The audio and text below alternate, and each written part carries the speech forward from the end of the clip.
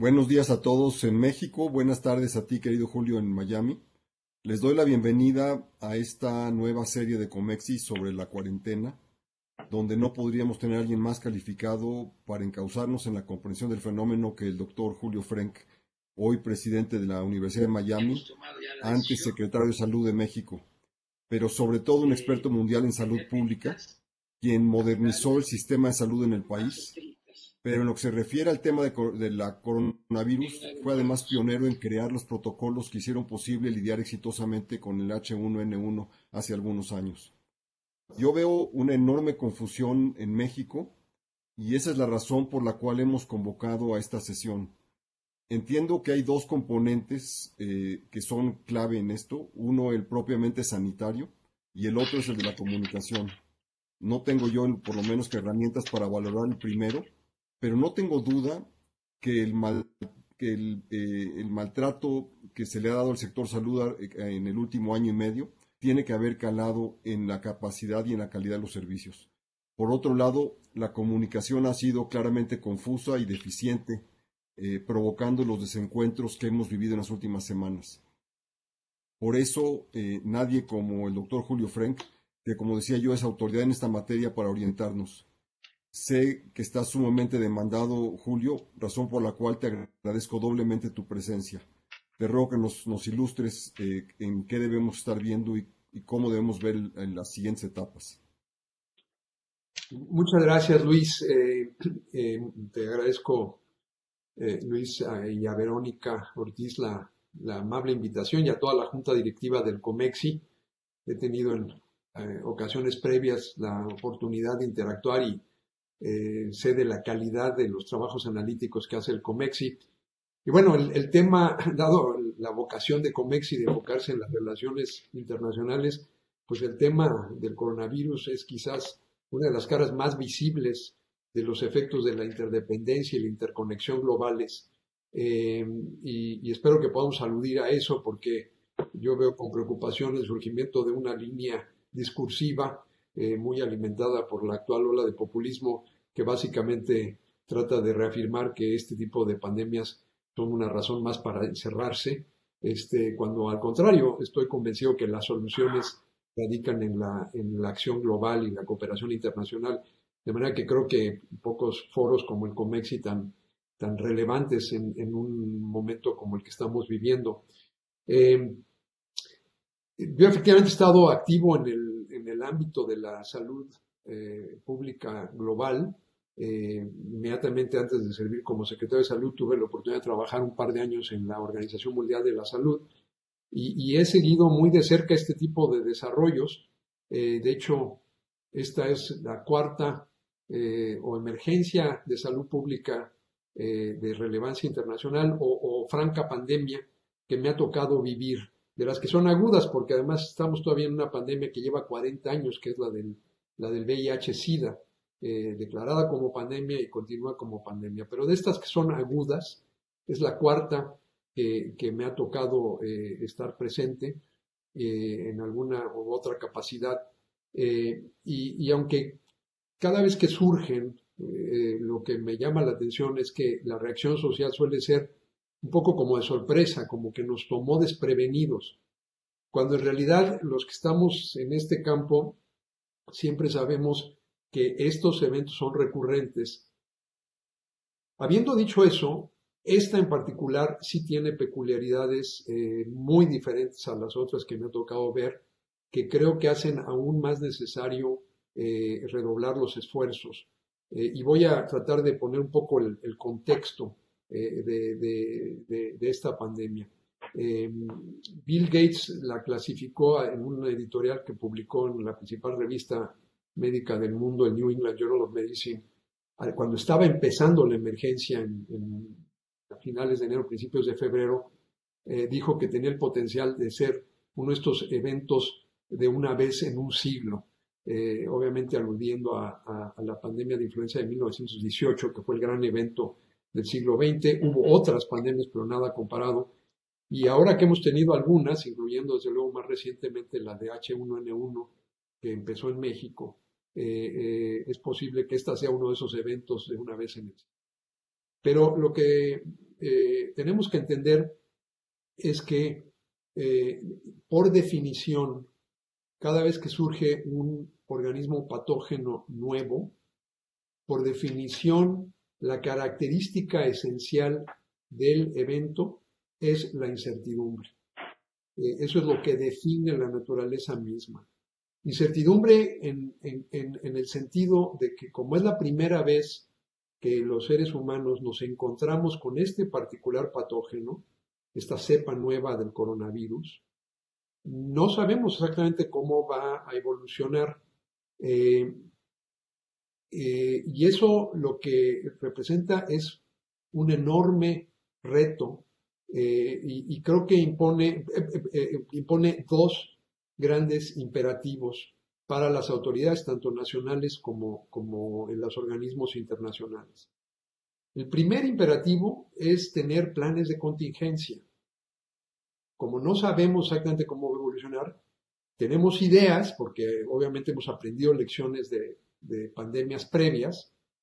Por ejemplo, el SARS en 2003 es un coronavirus, es una cepa diferente. Entonces tenemos algunas ideas, pero como esta es una variante diferente, no podemos simplemente aplicar lo que hemos aprendido. Tenemos que, por lo tanto, que tener planes de contingencia y tener todos los escenarios y estar listos para todos los escenarios, incluyendo los peores escenarios. Y ese ejercicio no es para esperar o rezar que los peores escenarios no se cumplan, sino para trabajar activamente en que no se cumplan. El segundo gran imperativo es a lo que se refería Luis Rubio, creo que atinadísimamente, que es el de la comunicación.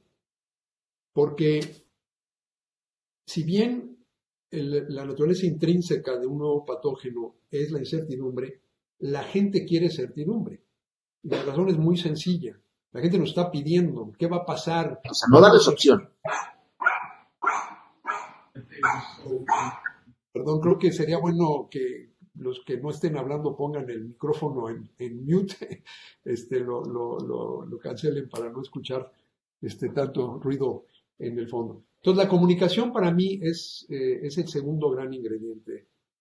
Son lo que yo llamo las dos Cs: contingencia, la planeación de contingencias, y la comunicación.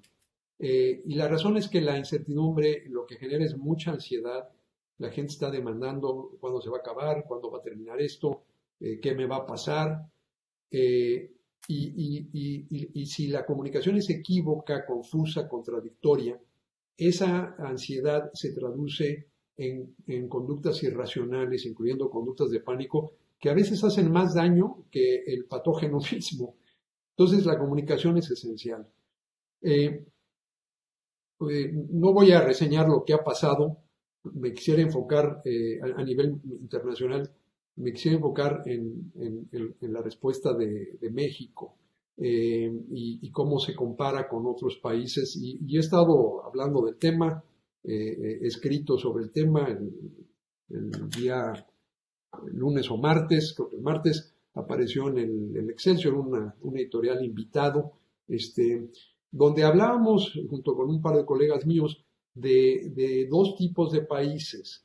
Los países que rápidamente anticiparon esta crisis. Ahora soy yo el que tengo aquí una llamada telefónica, pero vamos a ignorar el sonido. Los países que anticiparon la crisis y actuaron rápidamente, donde destaca China, Corea del Sur, y Singapur particularmente. Y luego los países que tuvieron acciones titubeantes, que entraron en un poco esta mentalidad de conforme se iba desarrollando la pandemia, de decir, bueno, este es un problema que está pasando en algún otro lugar, sin entender que tarde o temprano iba a llegar a esos países. Creo que los ejemplos más dramáticos son ahora mismo Italia, donde hubo nuevamente una reacción inicial tibia, y ahora están lidiando con las consecuencias. España, hasta cierto punto, y desde luego Estados Unidos, donde la reacción inicial del presidente Trump aquí fue minimizar, tratar de decir que esto se iba a quitar solo en cuanto llegaran los meses de la primavera, cosa que no sabemos si así va a ocurrir, precisamente porque tenemos incertidumbre, y desde luego México, yo creo que va a haber momentos de esta pandemia cuando hagamos todo el ejercicio de aprender las lecciones, que yo creo que se van a usar como estudios de caso sobre cómo no comunicar públicamente en caso de una emergencia. Aquí en Estados Unidos la escena de la primera conferencia de prensa donde aparece el presidente Trump rodeado de los expertos que están diciendo cosas y luego él toma el micrófono y dice que bueno, que en realidad no es tan grave, que se va a terminar en unos meses y además nombra al vicepresidente para dirigir los esfuerzos y hubo un análisis que iba mostrando cómo iban cayendo los índices bursátiles conforme se iba desarrollando esa conferencia de prensa, que es dramático, porque la gente se pone muy nerviosa cuando ve que los políticos contradicen a los técnicos. Y luego el anuncio de que iba a ser una figura política como el vicepresidente, cuando tenía ahí en ese mismo escenario a la persona que se considera mundialmente el mayor experto, el doctor Anthony Fauci, eso fue quizás un momento dramático. Y en el caso nuestro, algo no muy distante, que ha sido la tendencia del presidente López Obrador también de minimizar, y sobre todo ese video que también se volvió viral, aunque quizás esa frase ya no es tan afortunada en este contexto, del presidente diciendo, no hombre, sí hay que abrazarse, no hay problema, y luego el otro del presidente besando una pequeña niña que se resiste en medio de una gran multitud. Son imágenes que permean a la sociedad y que, como están descoordinadas, pueden generar reacciones potencialmente peligrosas, como son las reacciones de pánico.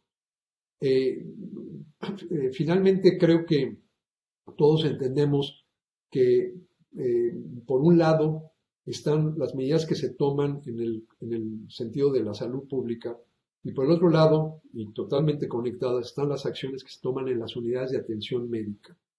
En las acciones de salud pública, lo más importante es cuando todavía estamos en una fase de lo que se llaman medidas de contención, que es cuando se pueden identificar los casos individuales y rastrearlos y hacer un rastreo de casos que se pueden entonces aislar. Llega un momento en que si esas acciones se retrasan, se introduce lo que se llama transmisión comunitaria, que es el momento en el cual ya no podemos rastrear individualmente cada caso, ya no sabemos cuál fue el contagio específico que dio lugar. Nosotros estamos, y me temo, aunque apenas se reconoció ayer o antier, que hemos estado durante un buen rato en esa fase, porque lo que hay que entender es que este virus, lo que sí sabemos es que tiene dos características esenciales. La primera es que es altamente contagioso, es mucho más contagioso, por ejemplo, que los virus de la influenza, como el H1N1 de 2009. Y segundo, es un virus que se puede transmitir por personas que no tienen síntomas o tienen síntomas muy leves, síntomas que difícilmente son distintos a los de un catarro, una gripe fuerte, pero o que están en definitiva asintomáticos.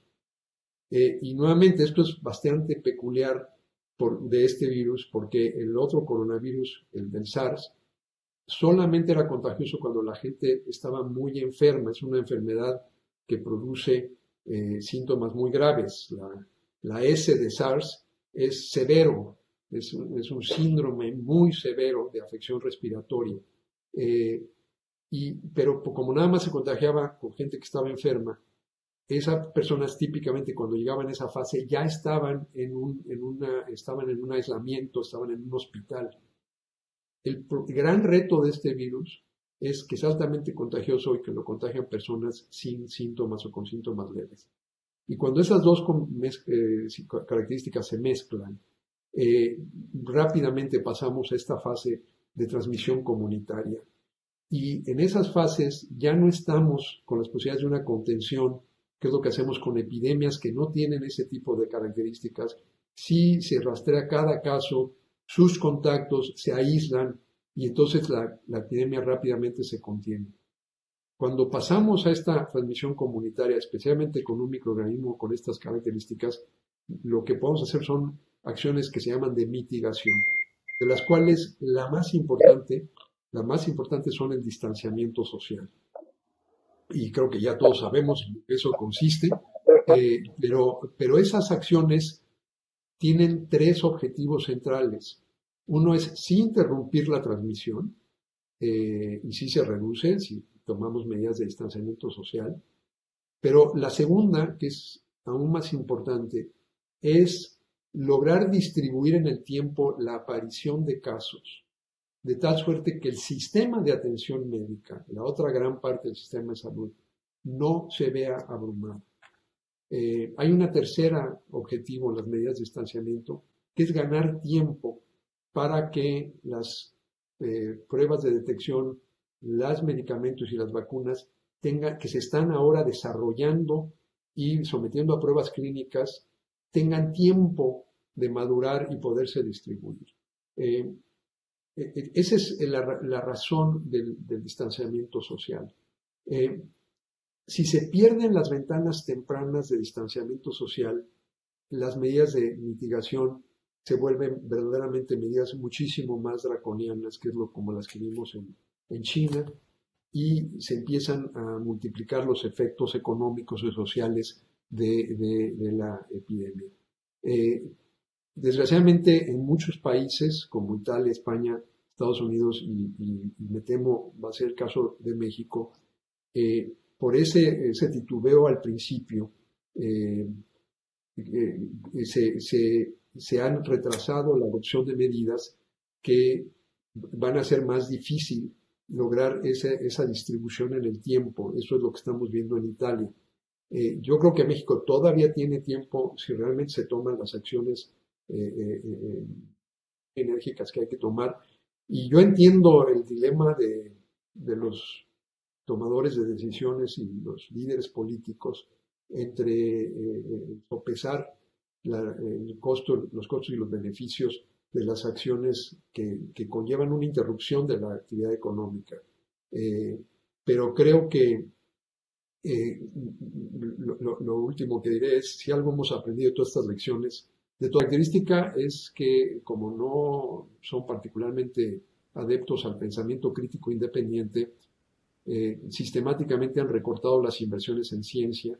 Eso ha pasado en México de manera muy dramática en lo que va de este gobierno, y justamente ahora es cuando necesitamos más esos frutos de la ciencia, porque mucho de la solución va a estar en algunas soluciones que se están investigando. De manera que yo creo que hay muchas lecciones, pero ahora es el momento de concentrarse en la respuesta y espero que lo que hemos visto, que es que esta actitud de comunicación tibia, lo que crea es un vacío y entonces es llenado por otros esfuerzos, porque en estas pandemias lo que se transmite no nada más son los microorganismos, son también los rumores, las desinformaciones y los mensajes equívocos. Y eso se vuelve otra enfermedad transmisible por la vía de la comunicación humana, que como dije antes, a veces puede ocasionar más daño que la enfermedad transmisible por el microorganismo. Entonces, yo espero que haya un cambio de rumbo para que podamos enfrentar con toda la seriedad los riesgos que representa la actual emergencia. Voy a detenerme aquí para abrir al diálogo y contestar cualquier pregunta, escuchar cualquier comentario que quieran hacer. Julio, ¿cómo podemos saber en qué momento estamos del proceso si hay tan pocas pruebas que se hayan llevado a cabo? Bueno, ese es precisamente uno de los retos. Creo que si algo hemos visto como muy preocupante, se creó una situación prácticamente circular, porque se decía, para aplicarle la prueba diagnóstica a alguien, tiene que haber estado en contacto, tiene que haber viajado al extranjero o haber estado en contacto con alguien que viajó. Pero eso era un supuesto. Y entonces la circularidad está en que al restringir la prueba diagnóstica, literalmente no sabíamos, en vez de entrar con una mentalidad abierta y decir, ¿será posible que ya tenemos transmisión comunitaria? Y entonces aplicar la prueba más ampliamente, no a todo mundo porque había escasez, pero ciertamente a cualquier persona que viniera con síntomas sugestivos de la enfermedad. Y se perdió mucho tiempo aplicando la prueba solamente a ese grupo, lo cual nuevamente es un indicio de este menosprecio por la opinión técnica y esta idea de que de poco usar estos argumentos para confirmar los prejuicios. Entonces, sí hemos perdido tiempo. No sabemos cuándo entramos en la fase de transmisión comunitaria, porque lo que estábamos viendo era la punta del iceberg.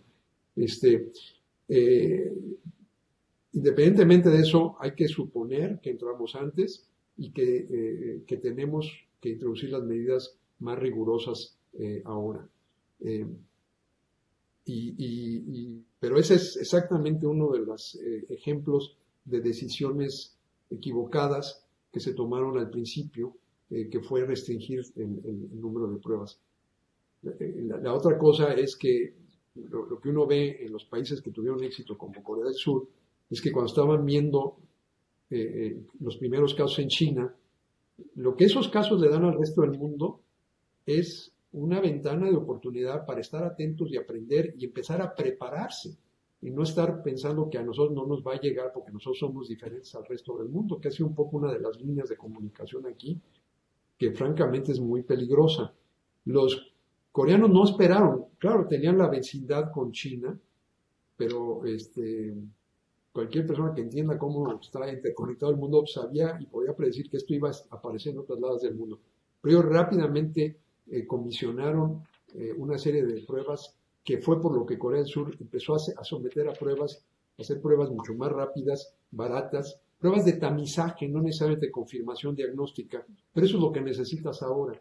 Y estaban listos cuando les empezaron a llegar los primeros casos. Entonces nosotros tuvimos esa misma película, sobre todo cuando empezó a acercarse a Europa, cuando empezaron los casos en Estados Unidos, todavía estábamos con esta idea de que a nosotros no nos iba a llegar, a pesar de tener la frontera más permeable del mundo.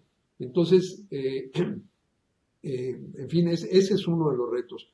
Ahora ya no vamos a saber retrospectivamente cuándo empezó, al menos ya no vamos a esperar una semana más, como era la propuesta todavía apenas hace unos días, y ya estamos en la fase, esta fase, que es vital para evitar que el sistema de salud se abrume con los casos que van a llegar.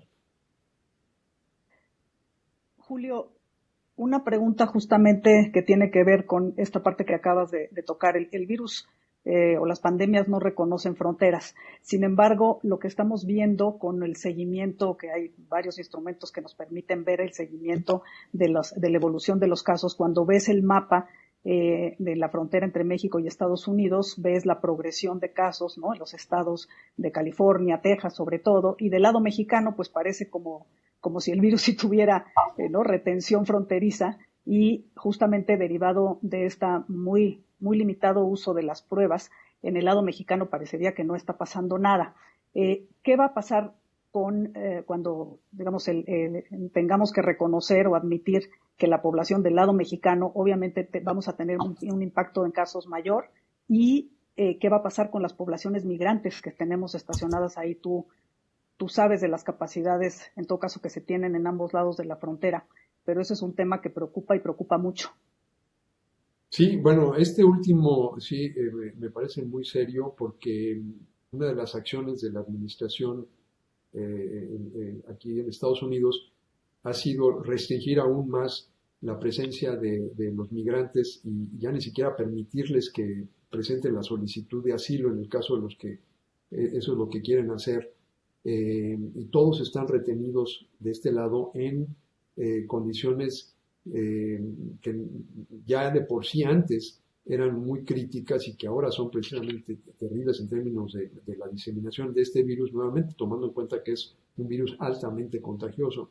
Entonces yo creo que, sí, que ahí hay un foco de atención muy urgente porque se va a crear una crisis, ya de por sí una crisis humanitaria de alta proporción, pero con las condiciones en las que están, con el hecho de que nadie puede ya cruzar la frontera hacia Estados Unidos, se agrava una situación que ya de por sí era muy seria con la presencia del coronavirus. Y yo recomendaría, si no se está haciendo, que haya un operativo especial de vigilancia y que se traten de introducir, sé que no es fácil por el número de gente, pero al menos algunas medidas de limpieza, de desinfección colectiva, ciertas medidas de distanciamiento social que se puedan dar en algunos de estos refugios para los migrantes que están ahí en la frontera norte. Eh, yo creo que ese es uno de los problemas más serios que ameritarían un operativo especial para tratar de mitigar lo más que se pueda, dadas las condiciones en las que se encuentran. Otra pregunta tiene que ver con la diferencia justamente entre el COVID-19 o el coronavirus, ¿no? Y lo que tú ya señalabas como particularidades frente a otro tipo de virus como el que produce la influenza o como otros tipos de epidemias. Pero hay, digamos, hay la intención, como dices tú, deliberada de a veces minimizar las diferencias. Hay un punto en el que creo que falta claridad y que podría determinar hacia el futuro la proyección que estamos viendo. ¿Qué pasa con la inmunidad? Es decir, este argumento de que a quien le dé, finalmente quien contraiga la enfermedad, una vez que la pasa, genera inmunidad, pero la pregunta es, ¿estamos seguros de eso o todavía justamente podríamos esperar que después de que pase esta primera ola tuviéramos un rebrote? Es una excelente pregunta. No estamos seguros, porque estamos apenas aprendiendo. Y cada virus de veras es distinto. Eh, pero es altamente probable que sí confiere inmunidad, al menos en el corto plazo. Hay muchas preguntas. La única cosa buena de este virus, afortunadamente, es que la mayoría de la gente va a sufrir solamente síntomas leves. O va a estar sin síntomas en absoluto. Eso es bueno desde el punto de vista del individuo que lo sufre, porque se estima que alrededor de 80% de las gentes que se infectan tienen o no tienen síntomas o tienen síntomas leves. Eso es bueno. Lo malo es que esas personas también transmiten el virus y eso es lo que crea este enorme reto. Ahora, no sabe, es altamente probable por el tipo de virus que es que sí confiere inmunidad. Una pregunta es si aquellos que desarrollan síntomas más leves van a tener inmunidad, un nivel igual de inmunidad que los que se enferman más seriamente. No sabemos si la inmunidad va a ser permanente, como muchísimas infecciones que afectan a la niñez, que confieren inmunidad permanente, por lo cual las vacunas son tan efectivas, o si va a haber si es una inmunidad que declina y que por lo tanto dejaría a más población susceptible y a que se vuelva una enfermedad estacional, un poco como la influenza.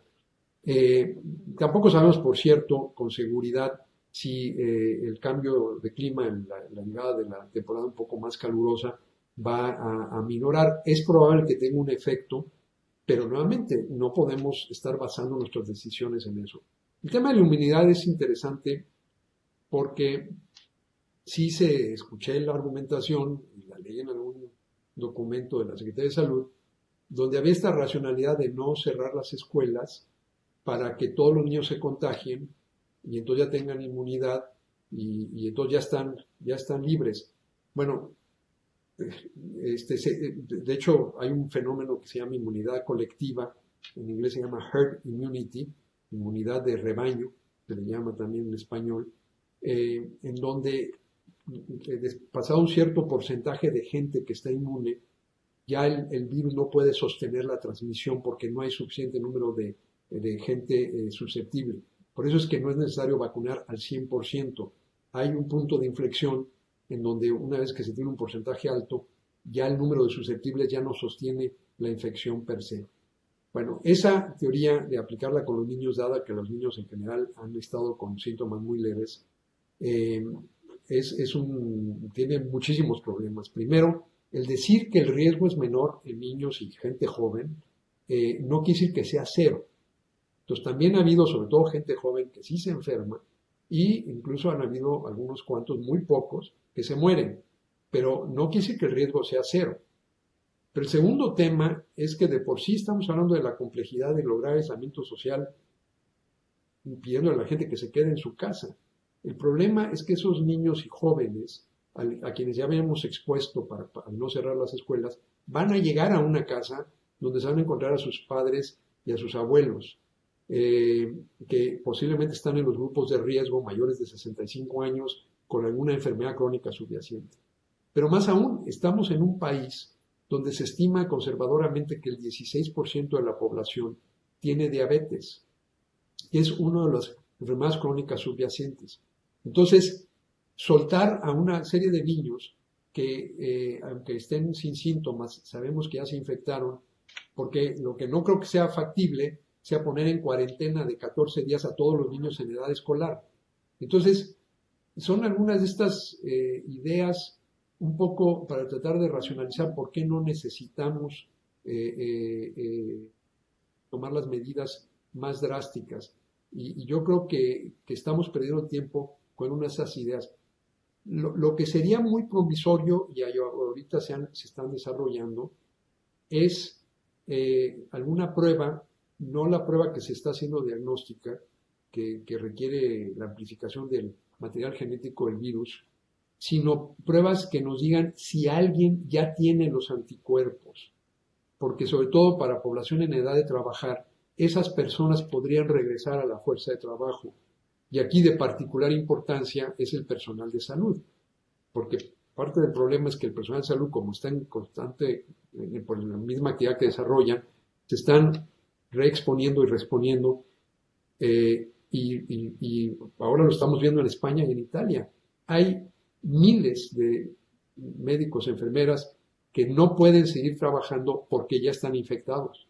Entonces, si pudiéramos desarrollar rápido estas pruebas, y hay varias que están ahora en desarrollo, que miden el nivel de anticuerpos, y que pudiéramos decir, este médico o médica, esta enfermera o enfermero, ya se infectaron, ya están inmunes, eso ocurrió con un suficiente tiempo que sabemos que ya ellos ya no son infecciosos, esa gente puede regresar a la fuerza de trabajo. Pero la idea de que vamos a esperar a que la gente se infecte, sí, digo, de hecho, la evolución natural de prácticamente toda infección es que es un patógeno nuevo. Todo mundo, por definición, está susceptible, porque nadie ha quedado expuesto. Esa es la definición de un patógeno nuevo. Conforme más gente se va infectando, el número de susceptibles se va reduciendo. Y es un hecho que tiende a haber una adaptación mutua entre las poblaciones humanas y los microorganismos, y que al final salimos adelante. Aún en épocas en que no teníamos los instrumentos de la ciencia, pues lo hemos visto con las epidemias de peste bubónica y las enfermedades que importaron los conquistadores, los europeos en las Américas, que habrán matado altísimos porcentajes de la población, pero eventualmente se da esa adaptación.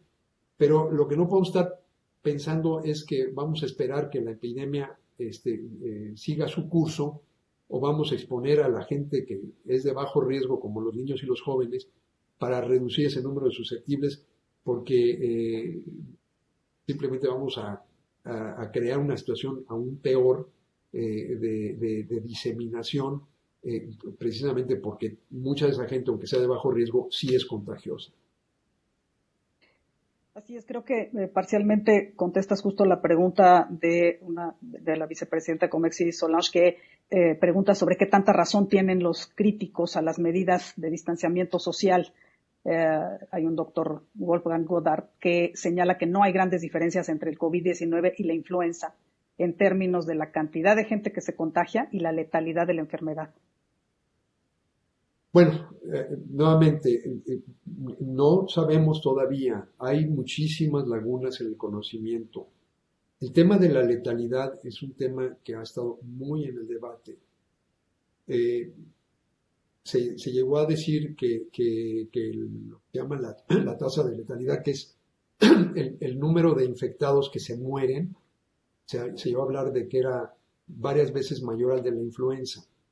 Si es un hecho, sin duda, que esas estimaciones iniciales estaban sobreestimadas porque precisamente por la falta de pruebas estábamos solamente midiendo el numerador a los casos confirmados y sabíamos que había mucha gente infectada que no tenía síntomas.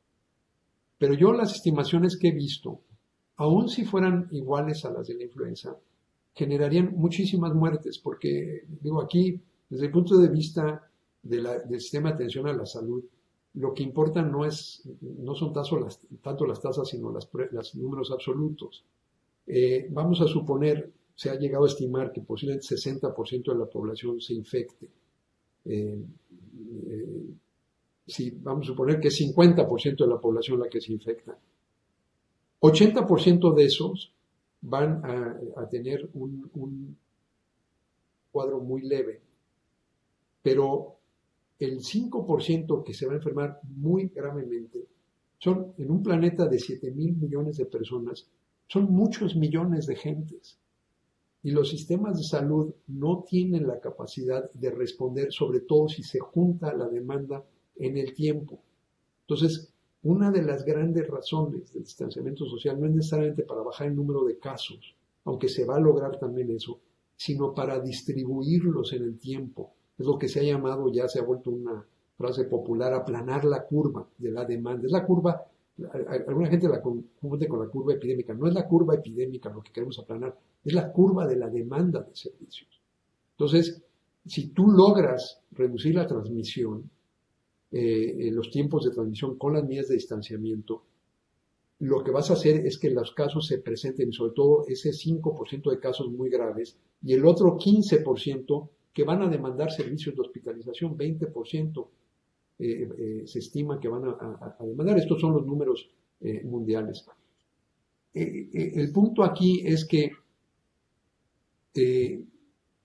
lo que le importa al sistema de salud son los números absolutos.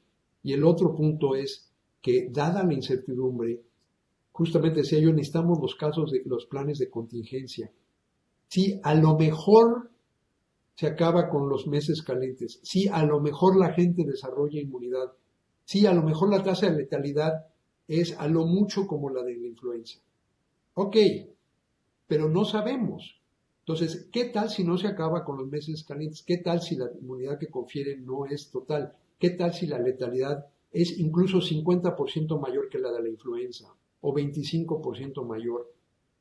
¿Qué pasa en esos casos? Y tenemos que estar listos, no para rezar que no se dé ese escenario, sino para trabajar para que se evite. Y estas medidas, justamente cuando se han hecho de manera vigorosa, tienen ese objetivo. Y además hemos visto los resultados. En China, en Singapur, en Corea del Sur, realmente lograron contener la epidemia. Claro, son medidas draconianas y sobre todo las de China, no estoy seguro que se puedan aplicar en prácticamente ninguna otra parte del mundo. Pero son medidas que han funcionado y lo que no tenemos es el escenario alternativo porque no ocurrió.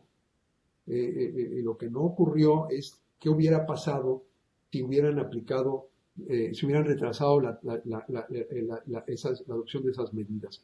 Entonces, si llegamos a estar como está China, no se trata de que la gente diga, ya ven los críticos del distanciamiento, realmente hubo una respuesta exagerada, porque justamente la validación de esos escenarios extremos es que no ocurran. Si no, vamos a estar como las gentes que compran una póliza una póliza de seguro de vida y al final del año están diciendo, caray, hombre, qué mala pata, pagué mi prima y no me sirvió de nada, ¿verdad? Uno tiene que tomar también muchas de estas medidas con una mentalidad de anticipar y prevenir los peores resultados. Justo sobre este tema de aplanar la curva como objetivo de que aumenten las posibilidades de que los casos graves se atiendan en la medida en que no se sature en el tiempo la capacidad hospitalaria. Pregunta Eduardo González Pierre si aún con estas medidas de contingencia efectivas tiene el sistema de salud de México la capacidad de atender la demanda o nos toma esta crisis con los dedos en la puerta en esta transición entre Seguro Popular e INSABI, sobre todo para, digamos, las gentes y la población más desfavorecida. No, absolutamente. Es decir, obviamente nunca hay un buen momento para tener una pandemia, pero este no pudo haber sido peor tanto en los efectos económicos como en el lado propiamente de salud.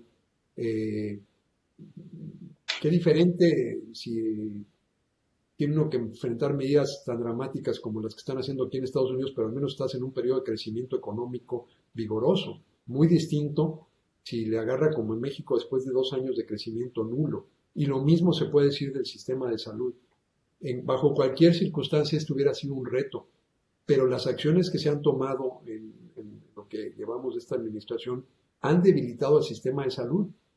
En el lado incluso epidemiológico, México, a lo largo de prácticamente desde los años 80, cuando fue secretario de Salud el doctor Guillermo Soberón, empezó un esfuerzo sistemático para construir un sistema de vigilancia epidemiológica que era verdaderamente de los mejores del mundo.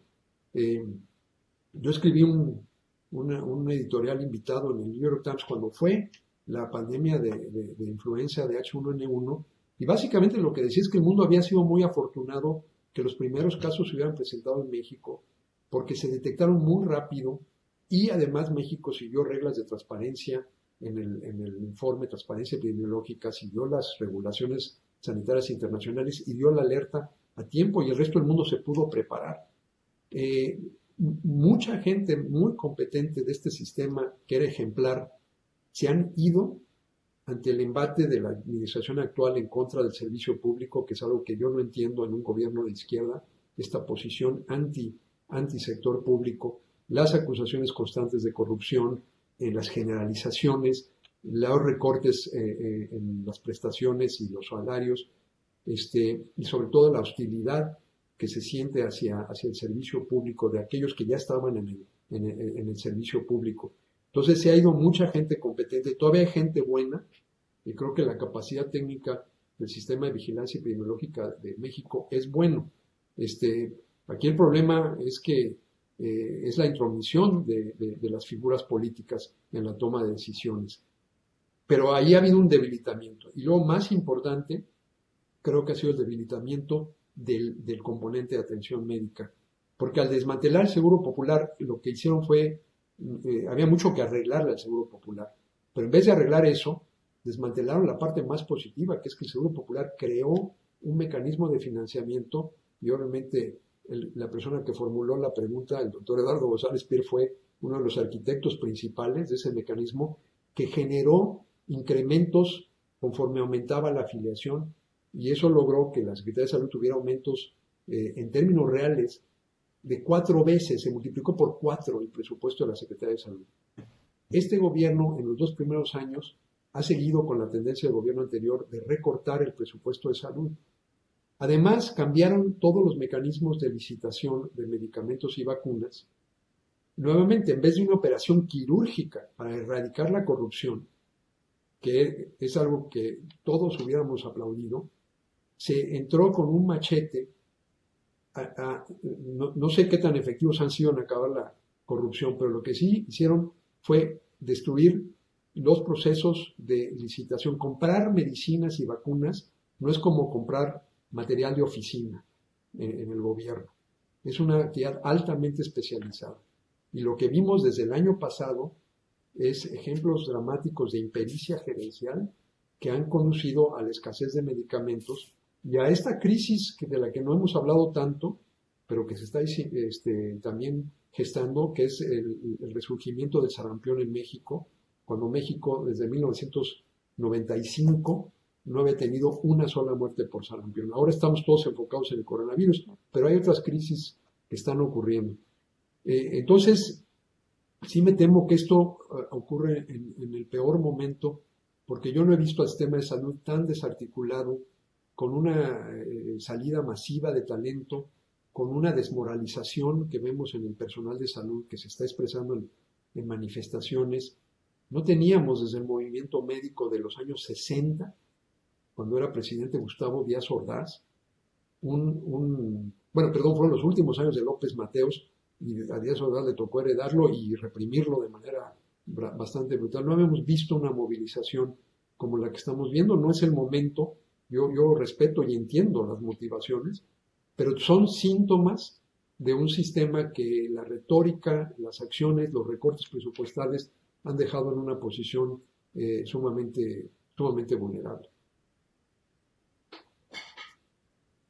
Tengo dos preguntas sobre liderazgo que me parecen muy pertinentes, pero antes de pasar a ellas, quisiera hacerte nada más otra con las características demográficas de México frente a otras poblaciones, sobre todo quizá Europa, la densidad demográfica. Y Sebastián Prida pregunta si es razonable pensar que las comunidades alejadas de las grandes urbes, sin interacción con personas con contacto con el extranjero, se vean menos afectadas. Absolutamente. Y hay dos características demográficas que nos ayudan, que es que efectivamente tenemos una población dispersa mayor, al mismo tiempo que tenemos las concentraciones urbanas. Entre las concentraciones urbanas más grandes del mundo está la Ciudad de México, por supuesto, pero sí es cierto eso. La otra cosa es que comparado sobre todo con Italia y España y con China, tenemos una estructura poblacional mucho más joven, aunque estamos en pleno proceso de envejecimiento poblacional. Mucho de este número terrible de muertes que estamos viendo en Italia es también porque tiene una mayor proporción de gente de gente de edad avanzada que están en un riesgo aumentado de morir. México todavía tiene una población, aunque está envejeciendo, mucho más joven que los países europeos y que los países asiáticos o que el mismo Estados Unidos. Estados Unidos a su vez tiene una población, una estructura en la distribución por edades de la población más joven que Europa por el efecto de la migración, porque muchos de los jóvenes mexicanos estamos de hecho allá. Yo no soy joven, pero me considero parte de esta diáspora. Entonces la estructura demográfica nos ayuda en el sentido del número absoluto de casos que vamos a presenciar. Nuevamente, no lo suficiente como para mitigar las debilidades, pero sí son dos factores que digamos, dentro de lo malo pueden servir. En lo negativo está la Ciudad de México, las grandes urbes mexicanas, que sí son espacios de alta concentración, y el tiempo que hemos perdido preparar sobre todo estos espacios urbanos altamente concentrados, es donde tiene un efecto multiplicador mayor. Quisiera hacer otra pregunta que nos pone aquí nuestros asociados. Lourdes Melgar pregunta ¿cuándo nos llevará a encontrar un... Y la segunda me parece que la contestaste ya también anteriormente, que el virus, qué tan factible el virus fue el próximo invierno, cuando hablábamos justo de este posible rebrote que no sabemos, ¿no? La capacidad de inmunidad que generemos, pero esas dos preguntas. La primera te cortaste un poquito. ¿Cuánto tiempo nos tomará encontrar una cura? Ajá. Cura para el COVID. Sí. Bueno, me parece excelente y me da mucho gusto saludar virtualmente a Lourdes. Yo creo que parte de las soluciones, yo en general no soy un tecnófilo, pero sí creo que en este caso la tecnología que deriva de la ciencia sí tienen el potencial de cambiar muchos de estos escenarios, por lo cual es urgente redoblar los esfuerzos. En México mismo hay grupos que están trabajando y nuevamente yo creo que en el golpe de timón tiene que incluirse, dar apoyo extraordinario financiero y de otro tipo a los científicos, que también es otra comunidad que ha estado muy golpeada por el actual gobierno. Pero a nivel mundial hay tres tipos de herramientas que nos van a ayudar. Uno, el diseño de pruebas mucho más rápidas y de pruebas incluso de tamizaje, no necesariamente de confirmación diagnóstica, pero que podrían ayudarnos a rápidamente identificar gente con alta probabilidad de estar infectada y asegurar que esas personas estén en aislamiento, en autoaislamiento o cuarentena. Las pruebas diagnósticas es uno. La otra, esas son las que posiblemente van a estar más rápido, porque de hecho ya hay varias. En el otro extremo están las vacunas. Esas son las que se van a tardar más y van a tardar al menos entre 12 y 18 meses más para que tengamos alguna vacuna efectiva. Y ahí hay más incertidumbre. Digo, es la hora en que todavía no tenemos una vacuna contra el SIDA y contra el VIH más precisamente. Y créanme que le hemos invertido miles de millones de dólares a esa búsqueda. Entonces hay incertidumbre, aunque este virus es potencialmente más sencillo que el del VIH y posiblemente tengamos más éxito. Pero la tercera categoría, que es la que yo creo que encierra gran promesa, es encontrar algún medicamento que, si bien no sea una cura, sí mitigue o mejore los síntomas más graves en la población más enferma, a tal grado que alivie esa presión sobre el sistema de salud. Y por eso yo decía, parte del distanciamiento social es darle tiempo a esas pruebas clínicas que se tienen que hacer para que puedan estarse ya poniendo a disposición, y dar tiempo también a las empresas que fabrican estos medicamentos para llevar a escala la producción. Entonces, ahí hay varios, ahora en este momento, la última vez que vi, hay 69 medicamentos que ya existen, pero con otras aplicaciones. Se ha hablado mucho de la hidroxicloroquina como un medicamento que algunas pruebas iniciales muestran cierta promesa, pero ninguno de esos se ha usado para este coronavirus nuevamente, porque es nuevo. Entonces se tiene que dar tiempo para que se haga esto. Entonces, yo sí creo que si aceleramos el paso, es muy probable que tengamos alguna solución que, al menos sin que cure la enfermedad ni la prevenga, como lo haría una vacuna, sí nos dé más respiro en la crisis actual. Así es. Quiero pasar a los temas de liderazgo y de comunicación y unir dos preguntas que tienen que ver más o menos con el tema. Una de Laura Karina Gutiérrez, que habla de estos diferentes criterios en cuanto al distanciamiento social y cómo el reto de enfrentarlos en la población México, porque hay quienes se pueden, digamos, considerar privilegiados, que pueden quedarse en casa, hay quienes no pueden por no contar con las condiciones laborables favorables, y los que no quieren, es decir, era el tema justamente de liderazgo, de comunicación que hablabas tú al principio, y de que tanto le creemos a nuestras autoridades, sobre todo cuando contradicción los técnicos, los políticos, cuál es la mejor manera de enfrentar ese reto. Y iría con una pregunta de Eduardo Andrade, que te pregunta qué tan bueno es López-Gatell como científico, si puede ser el líder del esfuerzo mexicano contra el virus. Bueno, de lo primero, creo que una de las funciones del liderazgo es servir como ejemplo. Los buenos líderes, se vuelven ciudadanos ejemplares en el sentido literal de la palabra, es decir, que le ponen el ejemplo a los demás. Yo creo que lo que le ha hecho mucho daño a la respuesta ante esta pandemia ha sido cuando desde el nivel más alto del liderazgo político se ponen ejemplos. Yo me refería a estas imágenes que quedan grabadas, donde los líderes toman estas acciones, a veces incluso temerarias, rechazan el usar el gel, toda esta idea pone un ejemplo de justamente lo que no hay que hacer. Sí tenemos un reto por el alto número de gente que trabaja en condiciones precarias en la economía, es una vulnerabilidad. Ahora, creo que hay oportunidades de ofrecer protección a esas personas si se hacen los preparativos. Muchas de las acciones se pueden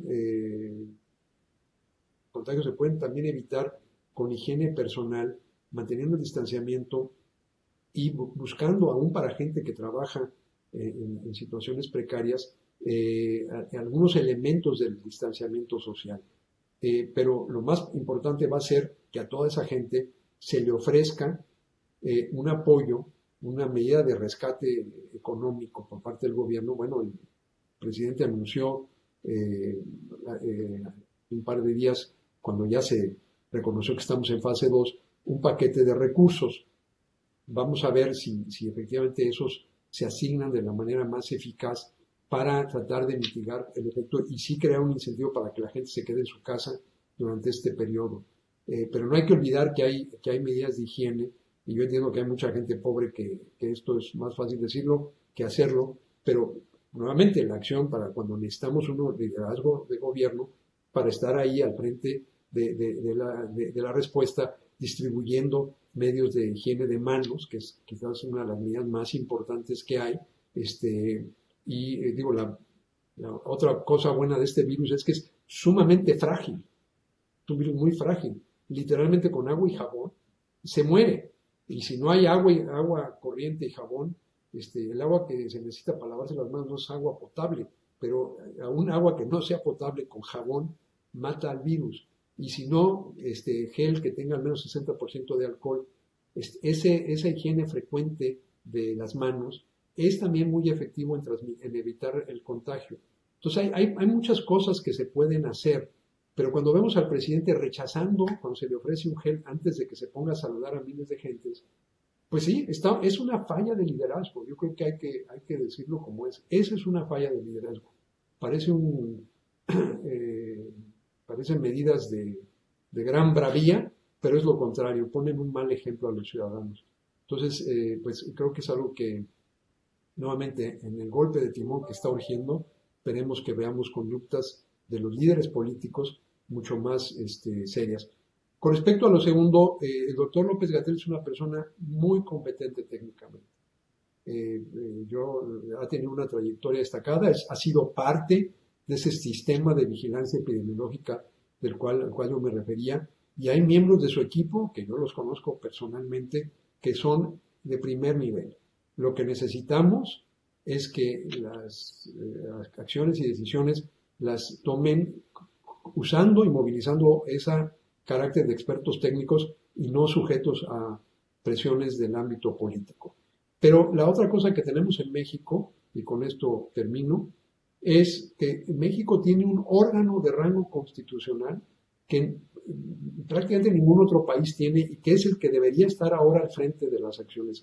Es el Consejo de Salubridad General. Fue incluido en la Constitución como resultado del trauma colectivo de la Revolución Mexicana, donde se estima, como sabemos, que posiblemente hasta 10% de la población murió, que es una mortandad terrible. Imaginemos si eso se aplicara hoy, imaginemos 13 millones de personas muriendo en México, ¿verdad? Bueno, la mayoría de esas muertes, ese 10%, fueron muertes no por balazos y machetazos, sino por microorganismos. Y eso llevó al constituyente, especialmente al doctor José María Rodríguez, un médico que fue constituyente, a insistir en la inclusión de esta figura como autoridad sanitaria justamente creada para lidiar con emergencias sanitarias. Es interesante, es un organismo que, si bien depende directamente del presidente, está en la parte de la Constitución que habla de las facultades del Congreso, porque creo que la intención, bueno, no lo digo yo, lo dicen constitucionalistas mucho más conocedores del tema que yo, lo que se quería era crear un organismo que tenía facultades cuasi legislativas, pero que al mismo tiempo tenía la capacidad de actuar e introducir medidas de emergencia sanitaria como las que se necesitan ahora.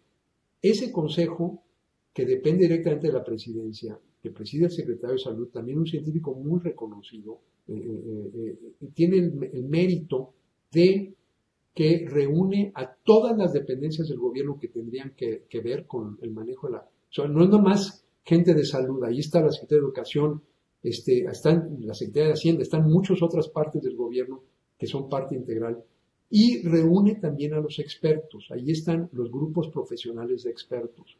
Entonces, siento que este es el momento, la Secretaría preside, no es un órgano ajeno a la Secretaría, preside el Consejo, y creo que movilizar ese instrumento que está en la Constitución justamente para usarlo para lo que se creó, sería quizás la recomendación más importante que yo haría. Y ahí veríamos un poco un buffer de los expertos con respecto a la presión política que ocurre cuando están hablando en su carácter de funcionario individual. Julio, estamos sobre la hora. Tengo 3 preguntas. Te pregunto si podemos extendernos unos minutos más. Sí, yo por mí sí seré mucho más breve en mis respuestas, pero sí, yo encantado. No, al contrario, un privilegio y gracias de antemano por esta. Carlos López Portillo pregunta, ¿cómo observas el tema de la reincidencia? ¿Qué posibilidades hay de que el virus mute a uno de mayor letalidad? Bueno, ese riesgo siempre está. Y precisamente una de las razones por detener la transmisión es que con cada transmisión te da la probabilidad de una mutación. Ya hubo una mutación. Este es un virus que originalmente estaba solo en animales, ya mutó, ya tiene la capacidad, ya brincó la barrera de las especies, llegó a la especie humana, seguramente tuvo otra mutación para volverse altamente transmisible. Entonces, esa es otra de las razones por la cual esta es una carrera contra el tiempo, el detener la transmisión. Afortunadamente, esa mutación no se ha dado y hasta ahora es un virus que en su gran mayoría, 80% de los infectados tienen síntomas mínimos, pero es algo de lo que tenemos que estar precavidos y una razón más para acelerar el paso en las medidas de mitigación. Efectivamente, y eso creo que también contesta otra pregunta de Lourdes Melgar sobre la posibilidad de que el virus tome fuerza en el próximo invierno, es decir, de una estacionalidad, la cual también habías comentado que existe ese riesgo. Exactamente, de hecho yo diría que esa es altamente probable, pero yo sí pienso, sin pecar de optimismo desbordado, sino de un optimismo cauto e informado, que si se llegara a dar eso, para entonces vamos a tener medicamentos, estoy casi seguro que para entonces habrá medicamentos eficaces y probablemente incluso ya los principios de una vacuna. Eventualmente la expectativa es que se vuelva una enfermedad respiratoria estacional como la influenza, pero donde podemos prepararnos, donde sabemos que va a llegar una enfermedad grave, se muere muchísima gente en el mundo, pero no algo que requiere este tipo de medidas tan extremas con el impacto económico que estamos viendo. Entonces sí es muy probable que caiga en eso, pero para cuando eso, en esa estacionalidad, pero para cuando eso ocurra, creo que vamos a estar muchísimo más preparados con más herramientas para enfrentarlo. Salvador Beltrán del Río pregunta básicamente si, como diríamos en México, si el remedio no nos puede salir más caro que la enfermedad.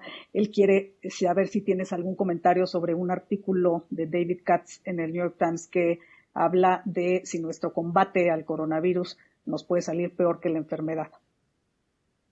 Bueno, sí, he estado, y desde luego esa es la línea de argumentación y la frase que ha estado usando el presidente Trump para sugerir que para el domingo de Pascua ya se acaba esto.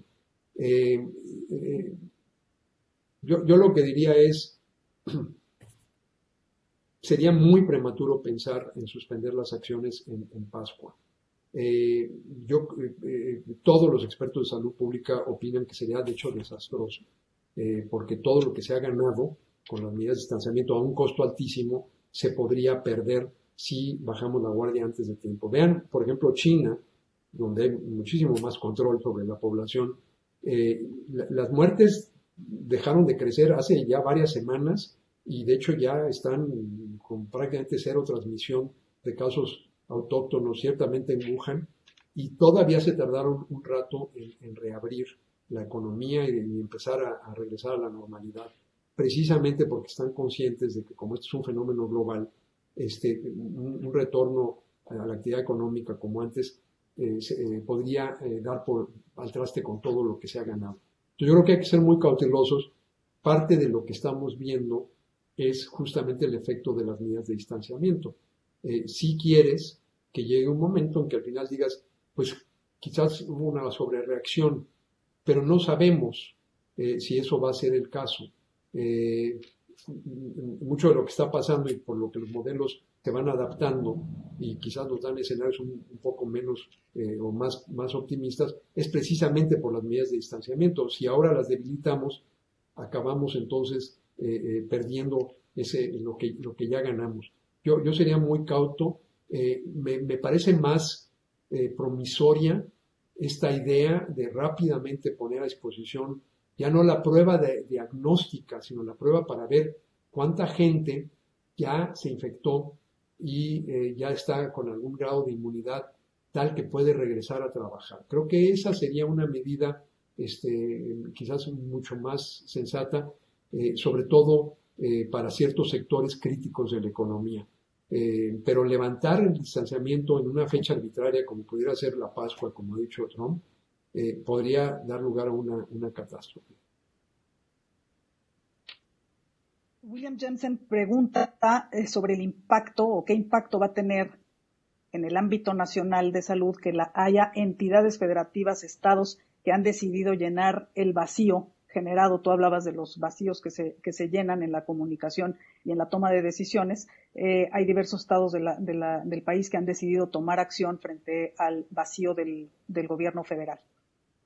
Bueno, eso es justamente uno de los graves problemas que ha habido con esta comunicación, que al no ser creíble, al poner a la gente a decir, acabo de oír al técnico que dice una cosa, pero el político dice otra, ¿cuál le creo?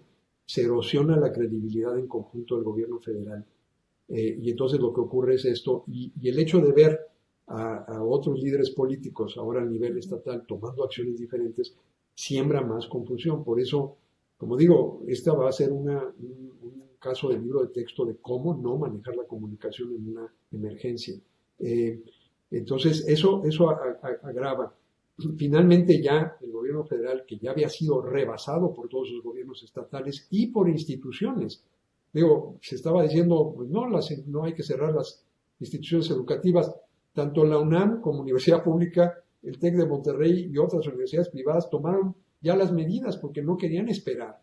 El gobierno quedó rebasado, el gobierno federal. Ahora ya esperemos que se homologuen, porque estas medidas solamente tienen eficacia si todo el mundo las adopta. Estemos sanos o no, o enfermos, las medidas de distanciamiento social solamente sirven cuando todo el mundo las adopta. Por eso es que los efectos económicos son tan severos, pero al mismo tiempo no funcionan cuando son parciales. Entonces ya creo que con los anuncios del martes de antier ya esperemos que haya más armonía en la respuesta nacional. Así, yo quisiera terminar, Julio, preguntándote justo sobre el tema de los populismos, y tú has hablado de los riesgos que entrañan. No cabe duda que, como dices, nunca es buen momento para tener una pandemia, pero esta además pilla al mundo con una serie de liderazgos populistas que justamente han tratado de más bien llevar agua para su molino y de cuestionar permanentemente, ya los mencionabas tú, los criterios técnicos, ¿no? y la experiencia justamente probada por los especialistas en salud. Frente a esto, ¿tú ves la acción de los organismos multilaterales como un posible contrapeso, como un posible factor de unión? El G20 apenas se reunió esta mañana, virtualmente, obviamente, pero apenas se reunió esta mañana. El día de ayer, Antonio Guterres también lanzó un llamado a un fondo, ¿no?, de $2 billones en la forma norteamericana. La Organización Mundial de la Salud ha estado activa. Tú conoces muy bien esta esfera internacional. ¿Pueden estas instancias multilaterales de alguna manera ayudar a homologar criterios y a lograr una verdadera colaboración? Este es un punto muy importante, y viendo hacia adelante, yo creo que tenemos ya que preparar una estrategia de comunicación y una estrategia política. Yo declaré en alguna entrevista que se me hizo que el populismo es un riesgo para la salud pública, porque justamente su menosprecio por la opinión experta de los técnicos, su desfinanciamiento de la ciencia, porque en general no les gusta el pensamiento crítico independiente que es inherente a la actividad científica, y la erosión de las instituciones multilaterales. Todo eso debilita la posibilidad de respuesta ante este tipo de crisis internacionales. Yo veo con preocupación que está ahí en el discurso populista un tema subyacente que dicen, ya ven, por eso es que tenemos que encerrarnos, por eso es que tenemos que reafirmar el discurso xenófobo, lo que ha hecho Trump con los tweets, echándole la culpa a los chinos, me parece que es un indicio de eso que está ahí. Están haciendo un llamado a que el coronavirus es la demostración de por qué hay que cerrar las fronteras, por qué hay que reforzar el discurso nacionalista y xenófobo. Yo creo que es al contrario. Nosotros tenemos que ya articular una campaña de comunicación y una campaña política ante los electores de todo el mundo, diciendo al revés, vivimos en un mundo inevitablemente conectado, como lo estamos viendo, por la actividad económica, por el movimiento de gente, no podemos detener eso. Ante eso, la única defensa que tenemos es la cooperación internacional. En este año emblemático, que son los 75 años de la fundación de la Organización de las Naciones Unidas, creo que debe ser ahora la bandera. El coronavirus es la validación de la importancia del sistema multilateral, porque solamente podemos lidiar con amenazas comunes a través de instrumentos comunes como son los organismos multilaterales. Yo no sé dónde estaríamos ahorita sin la Organización Mundial de la Salud. Yo no sé cómo las respuestas nacionales se articularían si no tuviéramos eso. Lo que finalmente persuadió al gobierno mexicano de adelantar el momento de introducir las medidas en esta semana fue ya la declaratoria de la Organización Panamericana de la Salud de que ya México estaba en la fase 2. Entonces, estamos ahí con las guías, con la idea de qué está pasando. Los modeladores, los gentes que se hacen modelos epidemiológicos para tratar de predecir y estar adelante de la epidemia, están usando los datos que ofrece la Organización Mundial de la Salud.